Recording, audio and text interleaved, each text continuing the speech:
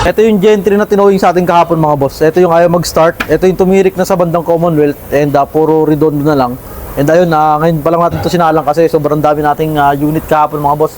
And nag-diagnose na tayo. First check natin yung mga fuse, relay, okay naman. Tapos yung sa fuel filter, may diesel naman na lumalabas. And ayun, nag-check na tayo sa injector mga bossing. Walang lumalabas na diesel mga boss, walang pressure. Kaya ayun, ito yung injector na pangsalpak natin. Test parts yan. Depende na kay boss kung ito yung papakabit niya or papakalibrate natin. Ito yung injector. Na-test na natin to mga boss. And ayun, may video tayo niyan. Panoorin nyo kung paano natin tinrobos itong unit ni boss. And sana tama yung ating diagnose mga bossing. Abangan nyo to kung paano natin solve ito mga bossing. Ito, pinahugot ko na yung hose ng sa injector line mga boss. And ayan, wala talaga siyang pressure mga bossing. Ayan. And ngayon, gagawin natin dyan, papahugot ko ng injector. And test natin kung may deliver ng fuel yung injector niya. Injector number 1 mga boss. And ayan mga bossing. Ayan, wala.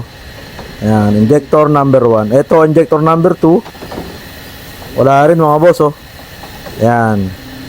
Injector number 3 mga bossing. Wala rin mga boss. Ayan. Ito, injector number 4 naman mga bossing. Ayan, injector number 4. Wala rin mga boss.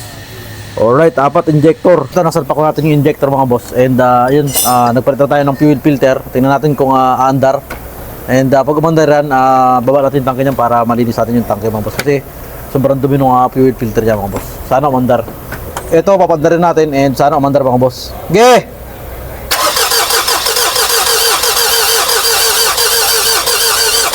Ang ayaw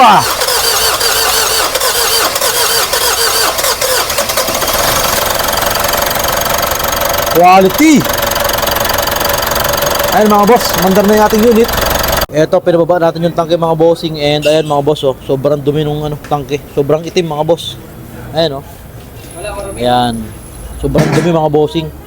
Yan ang naging cause kaya nasira yung injector niya. So ayun mga boss, eto, mandar na yung gentry natin. And pinalinis ko na rin yung tangke nito. Sobrang kapal ng dumi mga boss. And ayun mga bossing, payo ko lang pag magpapakarga kayo ng diesel, ingat kayo lagi sa mga malapit sa binabahan na gasoline station kasi isa yun sa possible cause kung bakit mabilis masira yung inyong mga injector mga boss.